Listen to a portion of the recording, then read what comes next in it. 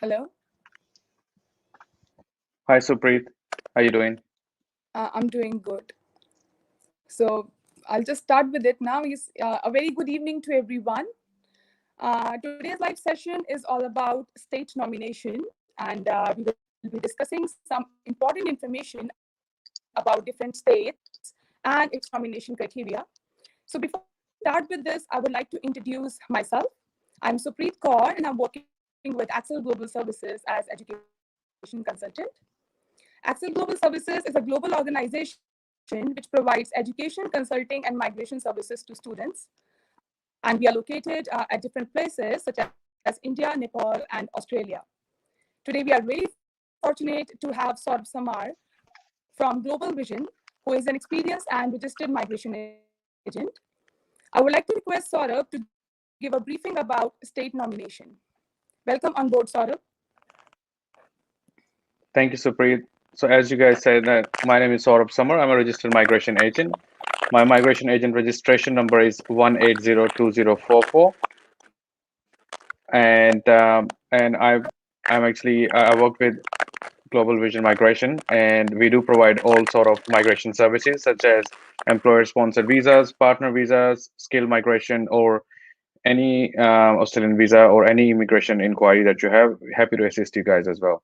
So today we will be discussing about the state nominations. As everyone knows, this is a very hot topic currently, where a lot of a lot of people like aspiring migrants in Australia currently would like to know what are the options with the state migration for subclass 190 and subclass 491. As most of the people are already aware of the fact that with 189 and 491 family sponsored visas, there has been a little bit reduction in the seats as well as the number of invitation rounds in a year, as the department has actually reduced the immigration invitation rounds to 4 rounds in one financial year, and then the last round happened in the month of January.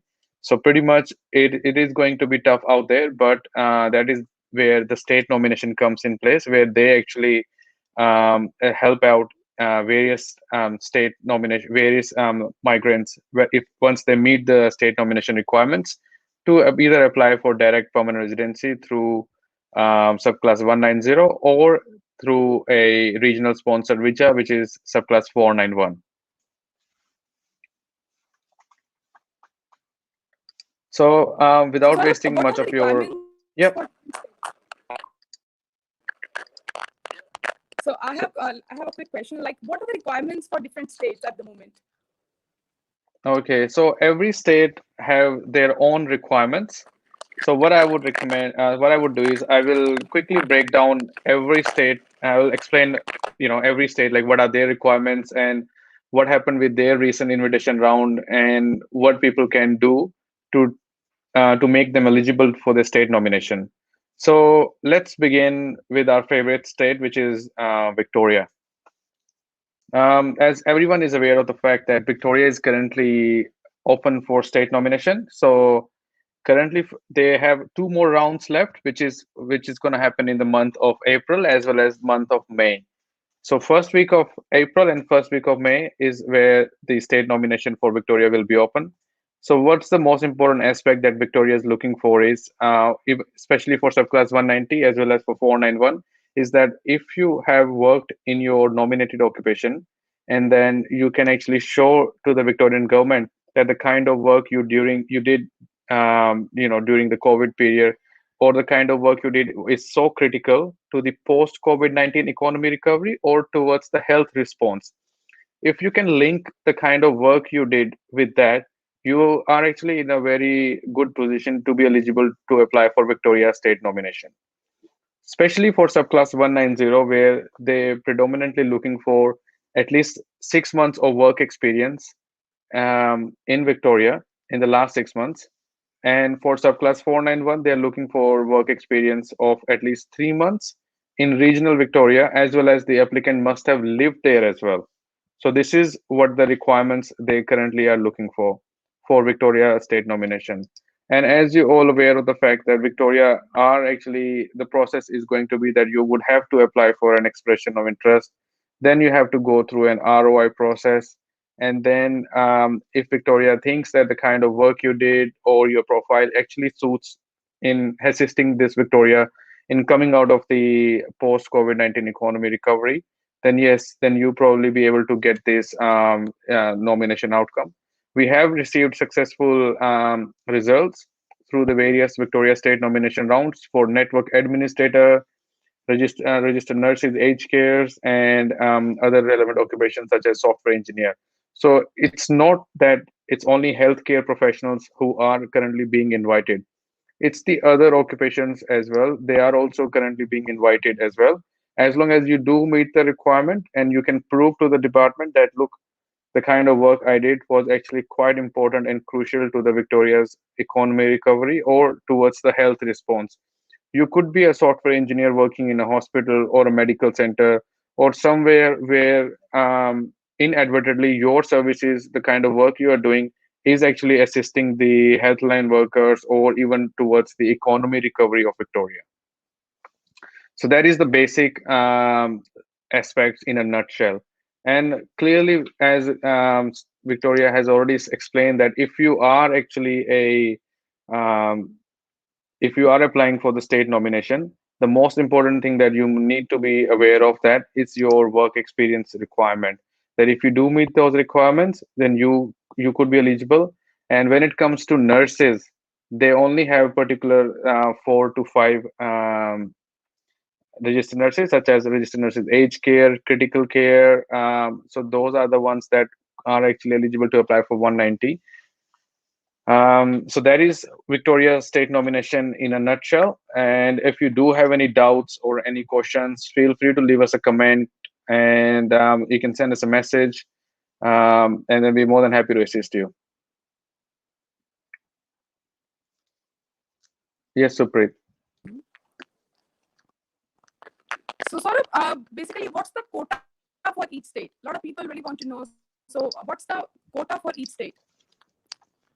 Okay, so every state, as you know, that for the 2020 or 2021 financial year, they all receive, some basic number, and that number is actually depends upon the um, annual budget for this for the whole Australia.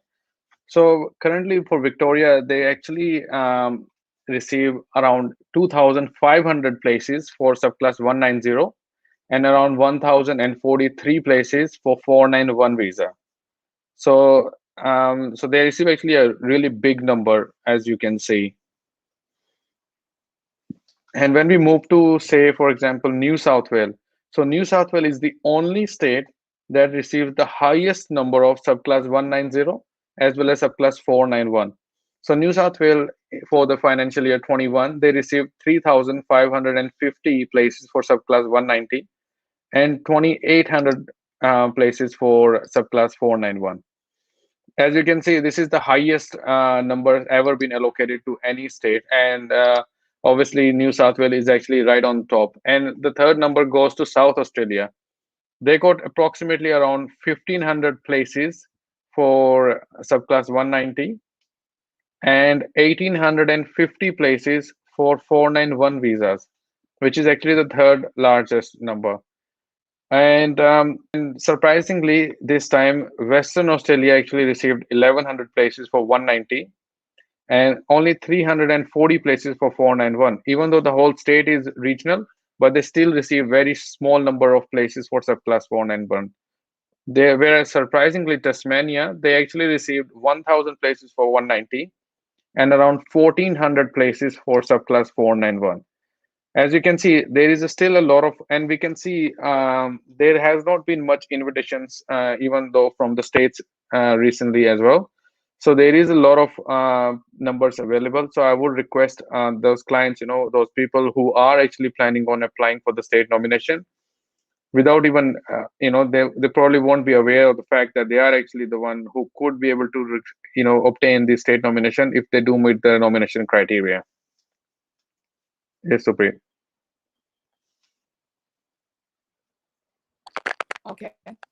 Yeah, Saurabh, I know this is a basic question, but I would really like to ask you that what is the difference between 190, 189, 491 visa? Okay. Yeah, it's actually a really very good question. The reason being is a lot of people only know that subclass 189 is a permanent residency because it's an independent PR. So the main difference, most important difference is, as you know, there are different skilled occupation lists. So MLT, SSL list, STSOL, ROL list. So if your occupation falls, and if you're, say, for example, I will give you a very basic example. If you are a chef, okay, chef falls under MLTSSL occupation, so that means that you can actually apply for subclass 189. But if you are a cook, so if you, sorry, your occupation falls under chef and your occupation and is a chef and you goes in MLTSSL, so you can apply for 189. You can apply for 491 family sponsored. You can also apply for 190 as well. So as you can also apply for 491 state sponsored. So you can apply for all those visas with just that if your occupation falls in the MLTSSL list, which is medium to long term skill shortage occupation list. But if your occupation is a cook, which falls under short-term skilled occupation list, which is an STSOL list, that means that you can only apply for either subclass 190 or subclass 491, and they both could be only applied through the state-sponsored option when you talk about general skill migration. Okay, and so as you can see the difference, depending upon your occupation as well. So as a cook cannot apply for 189, so he can only apply for 190 through the state migration program. Previously, Victoria used to invite cooks if they had 5 years of work experience for subclass 190, but apparently that's not the case anymore. So, but if you are a cook working in an aged care or in a or in a very critical sector, you probably be able to apply for subclass 190 or even 491.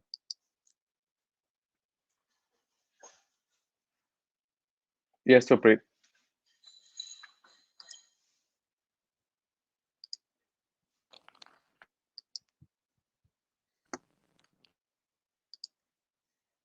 Thank you, Saurabh. I believe that this is a useful information. Many people were confused about this. I hope they are clear with this now. Okay, how about the vet courses? Many people are doing vet courses at the moment. So, what are the chances for them to get state nomination?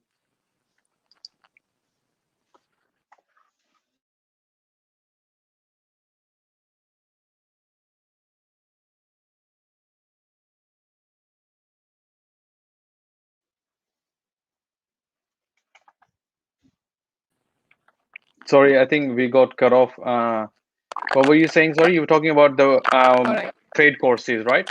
Yeah, I was asking about the vet courses. Like many people are going for vet courses at the moment.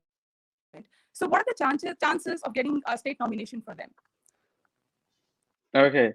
So Basically, what is the when perfect. So what I'll do is I will talk about couple of most important trade courses. Say for example, if someone is a chef or if they studied Cert 3, 4 and diploma in Australia, in Melbourne, say for example, and now they want to do they have done their provisional skill assessment as well, which is 360 hours. And now they have to do a job ready program second stage in order to do the final job ready JRP to get their skill assessment as a chef and as a cook. So, as you know, you would have to work around approximately 1700 hours, which is equal to approximately full time work of 10 to 12 months. So, the good option is look for the states which require you to do some work experience.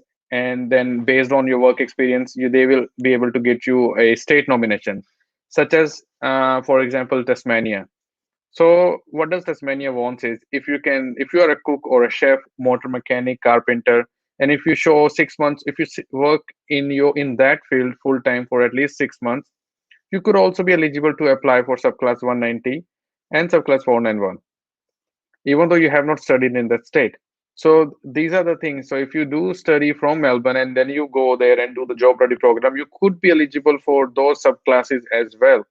So, and say for example, now the South Australia has actually changed a bit of criteria. They made it a little bit tough for chefs that you would need to show at least 18 months of experience. If you are an interstate chef, it's going to be tough because they know that as a tradesperson, you got 18 months of temporary residency. So if they want you to move straight away to them in their state and start working full time, not come there after you have finish your temporary residency and stuff. So this is a very smart game that they have actually played. And currently with New South Wales, as you know, they have not have any there are no trade occupations in their state nomination list, even for 491 as well as for 190. And when it comes to Western Australia, they do have few trade occupations, but some of them are actually available and some of them are closed, and they are actually available under their graduate list. And most importantly, with Western Australia, you would actually have to show work experience anyway. So that is where it comes in handy for all the trades people, because regardless which state they are, they would have to do a job ready program. And in the job ready program, they have to work, and they have to work for at least 6 months to 12 months in order to get a skill assessment. Without skill assessment, they cannot apply.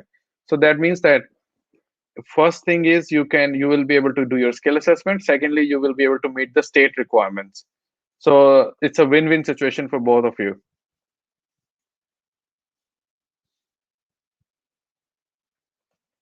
Yes, Supreet. All right. Saurabh, I also want to know, like the scenario, like today, many of the students, they are doing MBA or they have done MBA from Melbourne itself, and now they are looking for a course, which can be a pathway to PR. So what course and what state you would recommend to them? So a lot of people, they're currently doing MBA, or they have done, or they are about to finish their studies in the business administration. So my suggestions to those people are, um, if you are in your second year of MBA, you can also do a trade course concurrently. You do not actually have to take up a whole course on your temporary residency, because you only get 2 years of TR if you are studying in Melbourne, in metropolitan Melbourne.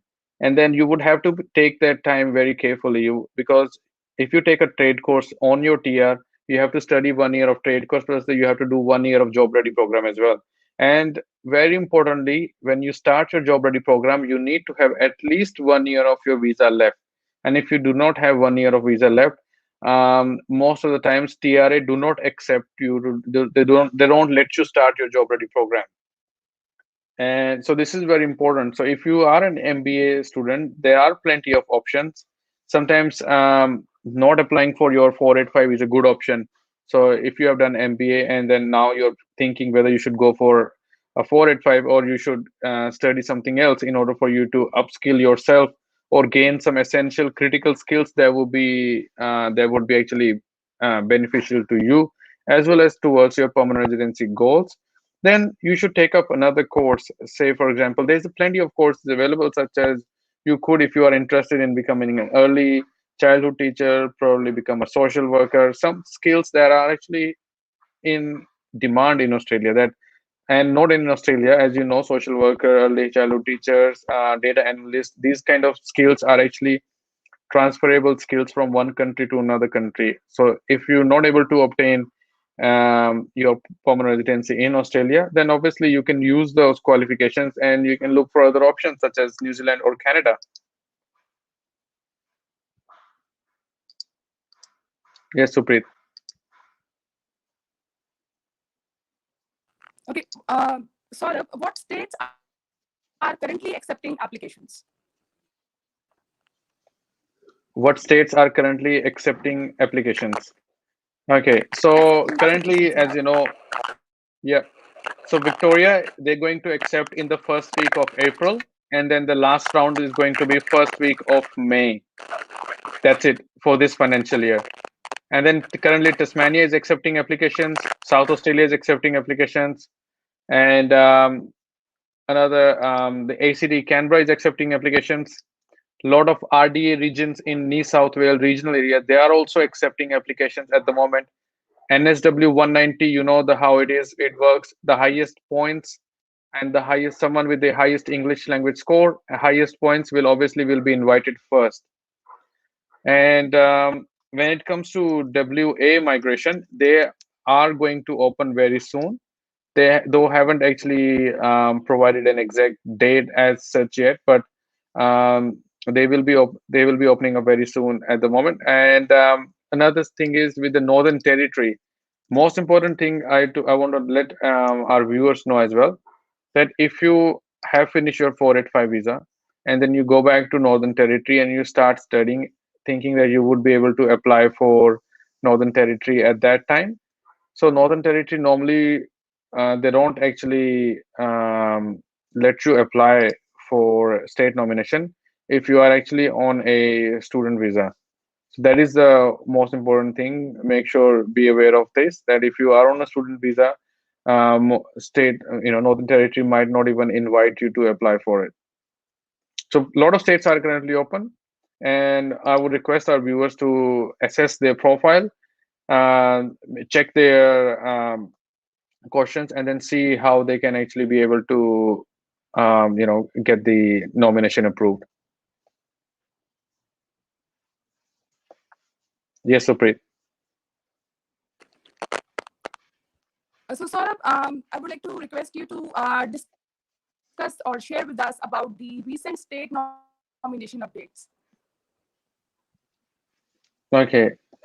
So what I will do is I will talk about the recent round with Canberra, because a lot of people wants to know, what's happening, because Canberra is actually the state. It's a very small state. They don't get much numbers though. They only have received 800 numbers for 190 and 600 approximately 598 for 491 visas. And that is the only state that has actually open for accountants, project managers. So these are the occupations. Like project manager is an occupation for subclass 190, and accountant is for 189. But they are so accountants in the last round, which is 12th of March. Even today, they had an invitation round. I can give people like the very recent update. So in today's round in Canberra itself, accountants receive invitations for 491 as well as for 190. So the points that I'm going to say number now is are actually Canberra matrix points. So those points are calculated based on whether how long have you been living in Canberra, how many how many years of studies have you done in Canberra, if you are working in your own nominated occupation, and if you have a partner, if your partner is working in a critical sector, as well as your partner has essential English language skills, as well as they have highest qualification, etc. So those are the requirements that the Canberra normally look into. And currently, accountants received 491 invitation at 105 matrix points. So 105 matrix points is a very big score. That means that person must have been employed in their own nominated occupation and must be have lived in Canberra for at least 2 to 3 years or more. And for subclass 190 for accountants, it was received at 110 points. So that is actually a very big number. And when it comes to engineering technologies and other engineering professions, there was no invitation for those occupations today itself. So there was no invitations for those. Plus the occupation, which is early childhood pre-primary school teacher, an invitation was sent out for subclass 190 at 80 points. And there was no invitation happened for subclass 491. And for our IT graduates, business analyst actually receive an invitation at 65 points, which is Canberra matrix points. And that is for subclass 491. And for subclass 190, where you would need to show at least 6 months of full-time work experience, they receive invitation at 110 points. So if you are a software developer or a software engineer or a developer programmer, they received invitation at 65 points for subclass 491 and 85 points for subclass 190 for Canberra. Just to let everyone know, these are the points. These are the Canberra matrix points, okay? And as we discussed the trade occupations, so chef actually received an invitation at 60 points for subclass 491 and 80 points for subclass 190. And their date of effect was actually someone recently, they have got 60 points like last year. So it's actually a very big achievement for that person who actually received invitation at that time. And Canberra also give invitations to occupations such as which are level 5 occupation, which we call, such as a contract administrator, project administrator, program administrator, those people, if you are a contract administrator and if you have been working in Canberra from last 3 to 6 months, you could also be eligible to apply based on for subclass 491 as well as 190. And recently, the person received this morning at 65 points. So this is what the Canberra results as of now, as for today's invitation round that happened early this morning. Suprit.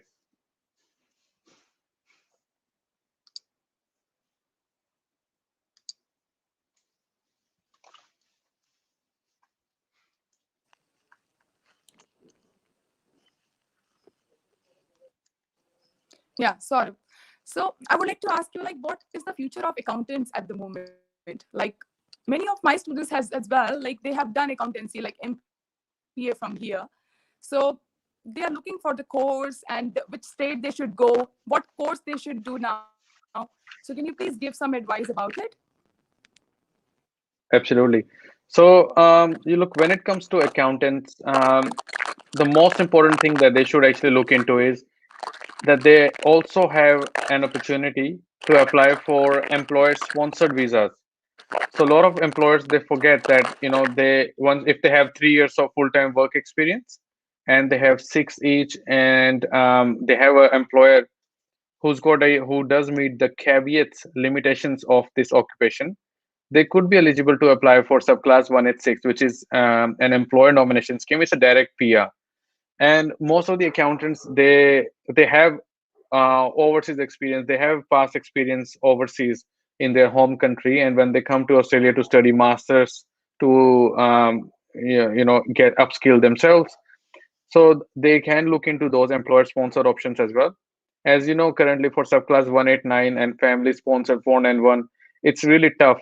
And for general skill migration, the numbers have significantly reduced to only 1,000 places, and there has not been any invitation round. So those occupation ceilings that people see, that does not mean that 1,000 accountants will get invitation. It's a cap, it's a ceiling. That means that if they do get to send invitations to those people, to accountants, the maximum they will get was 1,000, and that's pretty much all. So my advice to those people who are currently in Australia who have studied MPA, either trying to look for an employment opportunity in your own field, because if you are working and if you have enough experience, obviously your employer is not going to let you go. They probably want to help you get your employer sponsorship or any kind of visa where you will be able to stay in Australia and help them in their business. Otherwise, another option is to take up another course to upskill yourself, where you can think of, there are plenty of courses available which might actually help you get your dream of permanent residency in Australia. So, Preet.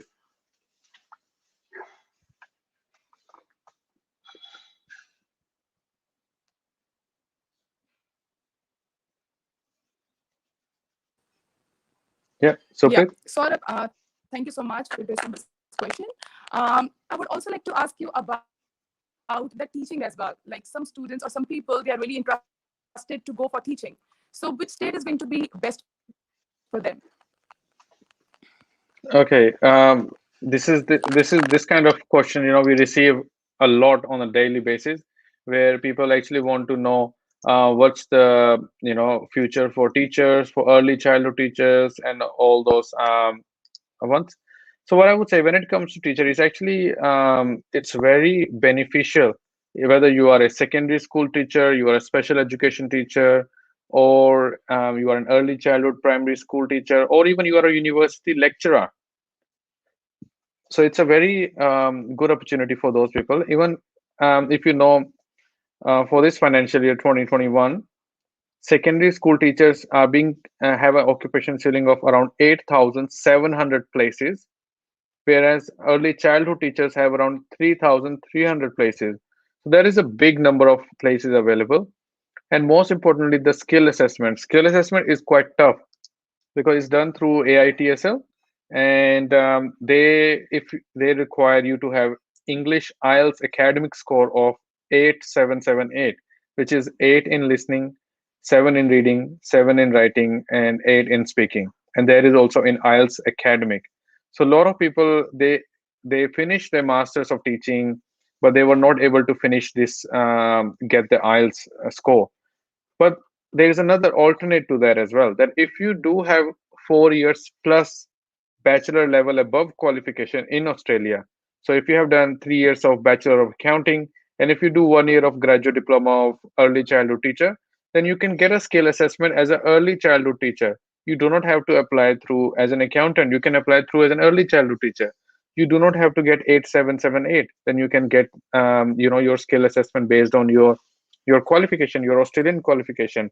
And that some people also come, they study in New Zealand or the Canada, they can actually use your bachelor's or master's degree from there as well, because that is also an English speaking country, and they can you can use those qualifications to get 4 years of qualification to get past that IELTS hurdle. Yes, Supreet.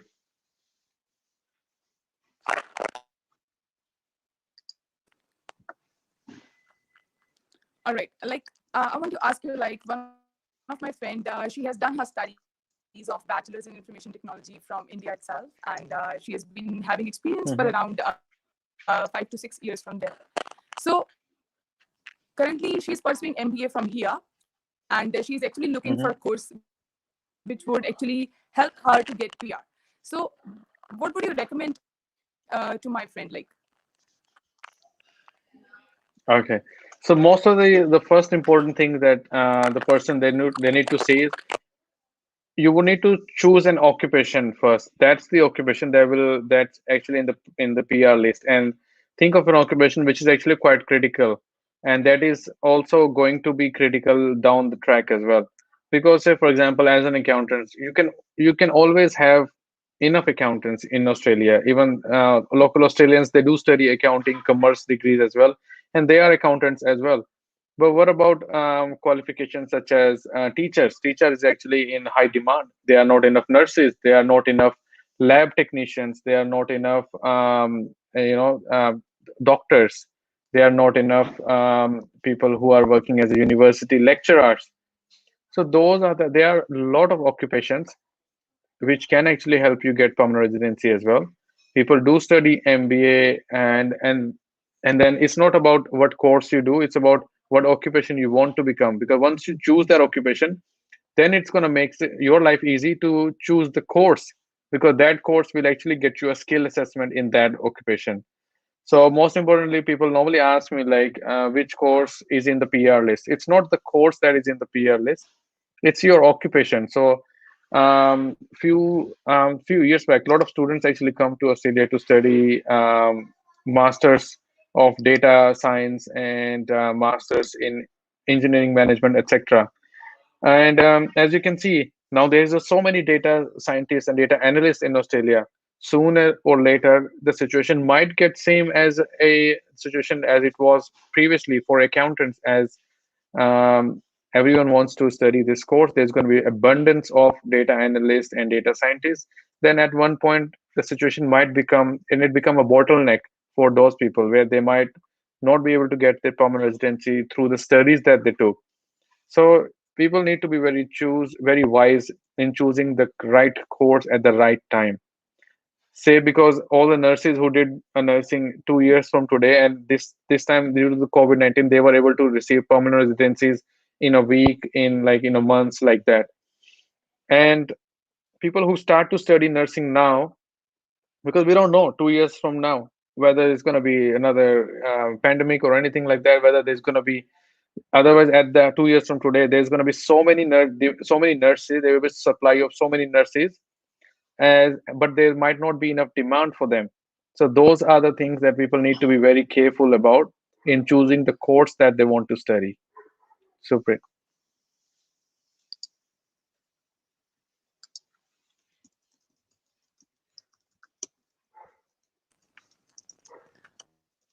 thank you so much, Saurabh. I think I have asked enough of the questions.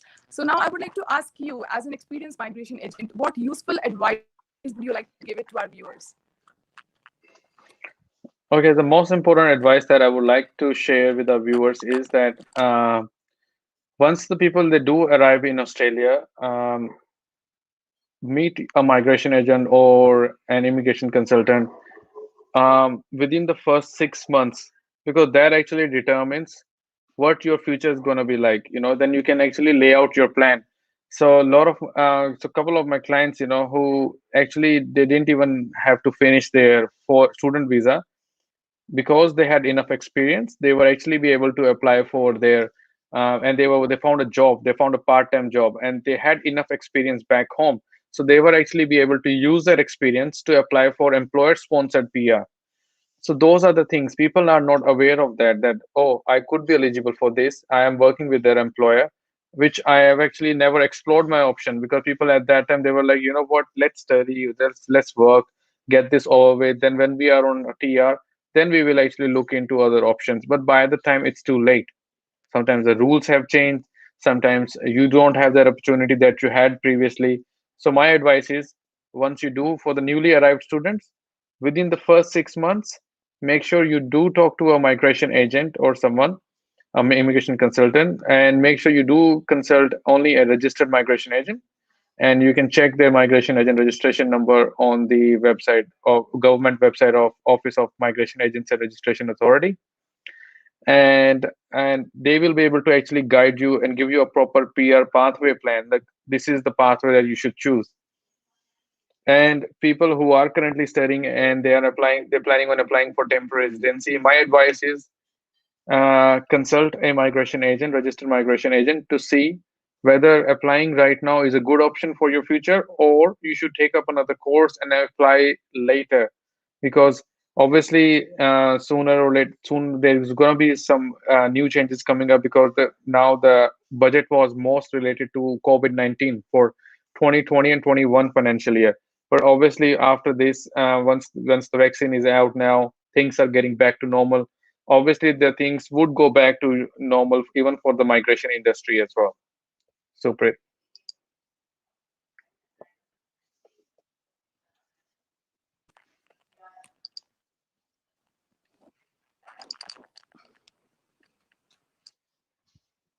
Yeah. Saurabh, I would like to ask you, like a lot of people nowadays are going for nursing, right? So I would like to ask you, like, what is the future of nursing, and like, what are the chances of getting state nomination in that particular occupation? yeah. So this is so with the nursing, as you know, for New South Wales, they have a lot of nurses in their occupation list for subclass 190 and subclass 491. And a lot of RD authorities also said to the state authority that, look, um, we also need cooks, chefs, hairdressers, carpenters, and other occupations as well. We can't just have all the nurses. Having all the nurses means that our regional development area would always be a source of some kind of disease, etc. So pretty much for nurses, what I would say is, because you have started studying right now, you would be eligible 2 years from today. And 2 years from today, no one can predict, what's going to happen down the track. But because you are a healthcare worker and you are always considered essential, no matter if you are in Australia or you are in Canada or in New Zealand.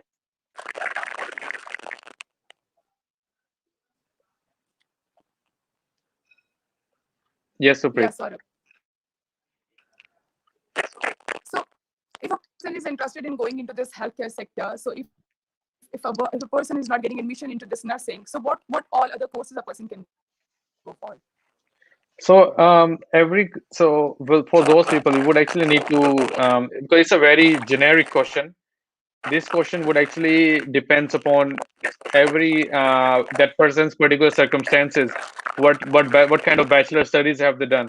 They can even choose to study social work, early childhood teaching, laboratory science. So there's a lot of other courses which can be done as well. Radiology, pathology, because these courses are also quite in demand at this point of time, and also will be demand in the future as well. Because everyone is going in nursing, they should also look into other options as well, which are actually available to them.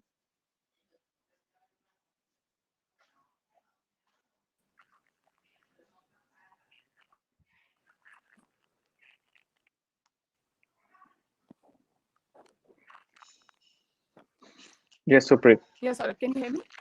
Yeah. How about this Yes, I mania? can. Sorry, like how about this mania? So what all courses are in demand there, and like what occupation are in demand there? in demand there, and what are the chances of getting nominated there?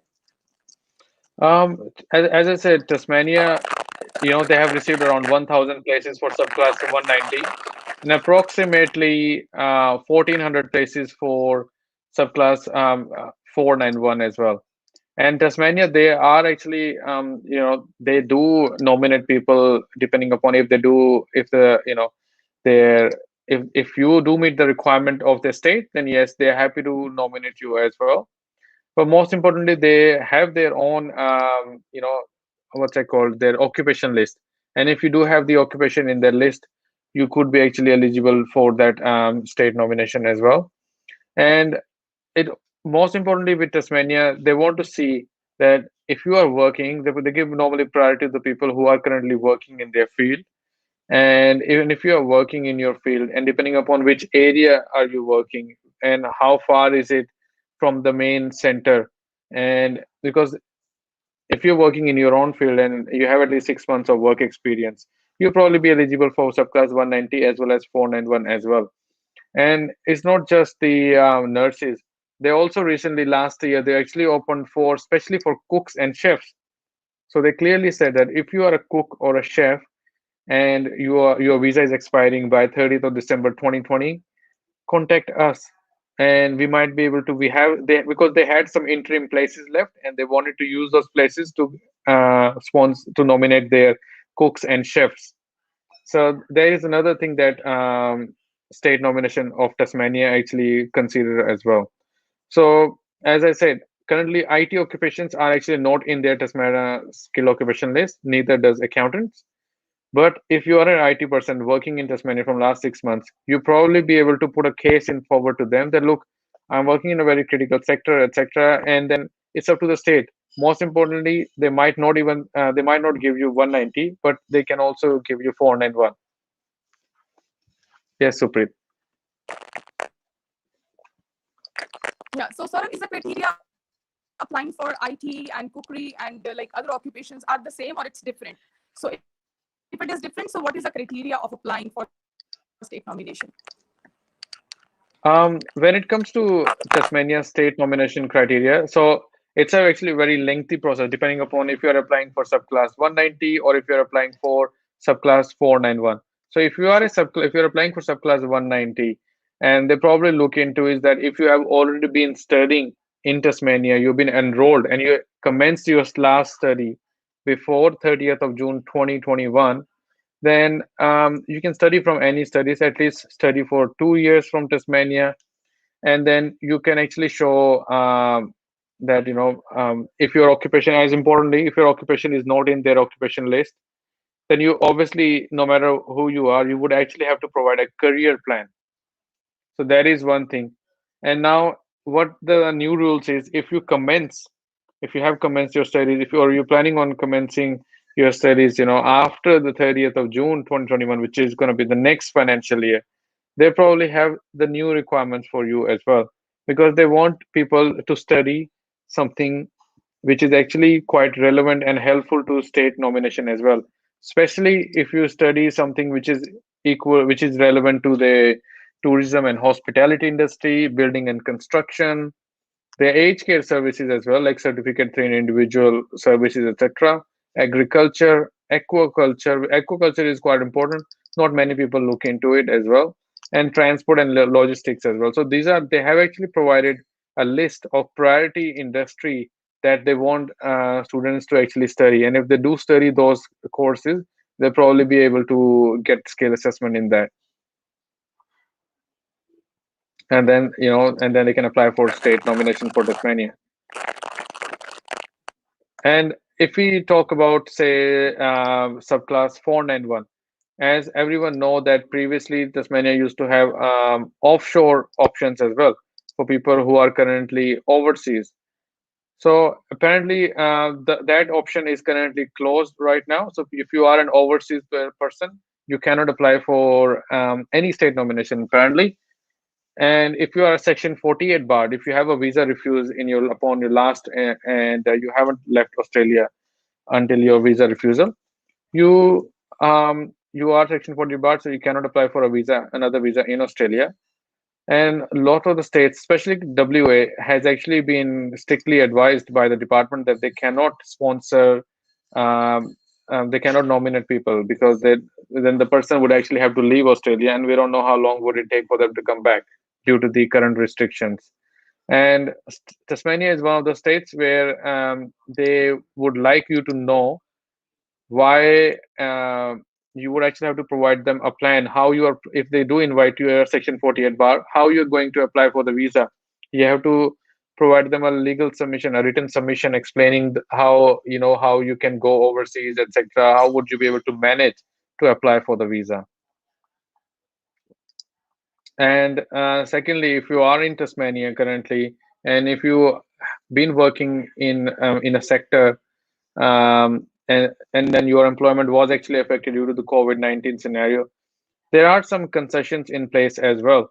But what they want to see for 491 is that you must be working for at least 6 months, and probably, if you're working at least 35 hours in one full-time job or in more than two jobs as well.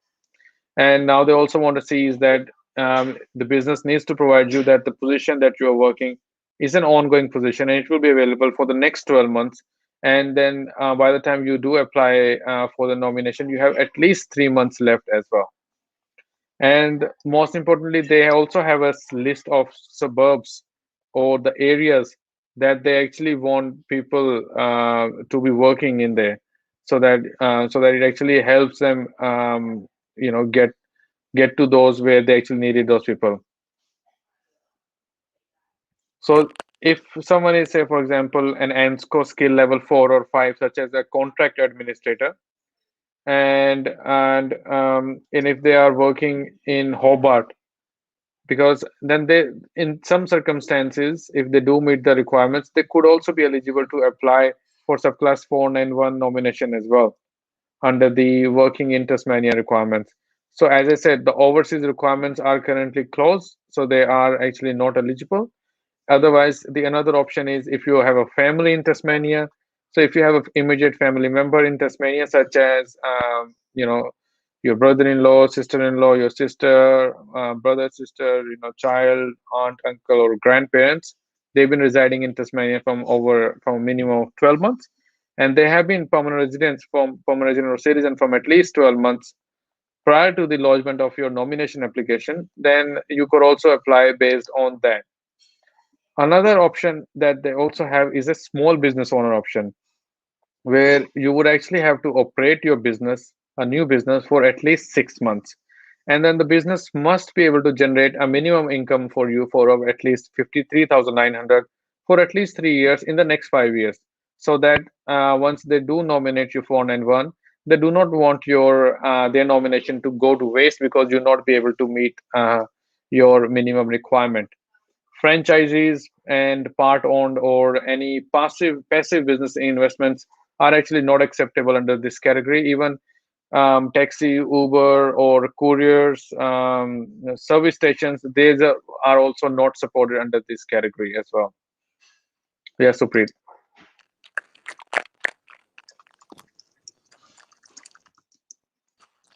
Just the last and basic question, Saurabh, because we are just talking about the state nomination. So I just want you to tell our viewers what is state nomination basically. Okay, so state nomination is, as you say, nominate. So nomination means that someone would like to nominate you for something, and the state nomination means the state would like to nominate you, and it's a state nomination permanent residency, so they would like to nominate you for PR. They would like to nominate for you for subclass 190 or subclass 491 visa, which is a regional sponsored visa. So that is clearly what a state nomination is, where the state is willing to nominate you once you do meet their basic minimum requirements. So this is the easiest definition of a state nomination. People must have heard employer nomination, where the employer is willing to nominate you. And so this is what it is. So when the state nominates you, you are the nominee, and the state is a nominator. Yes, Supreet. I think we have one question from Pankaj.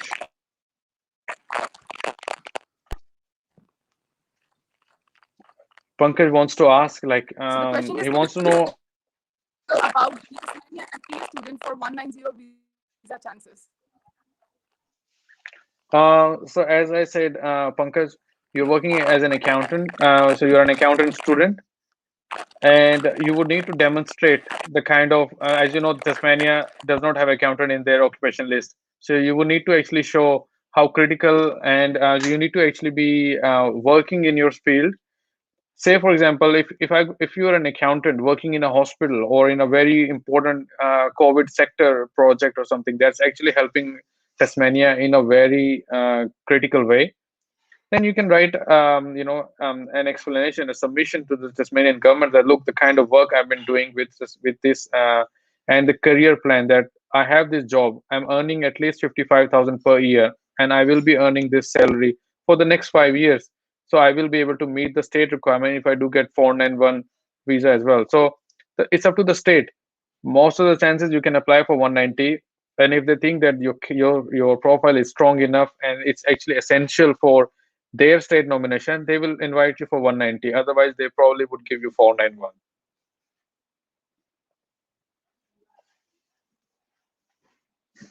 Yes, Supreet.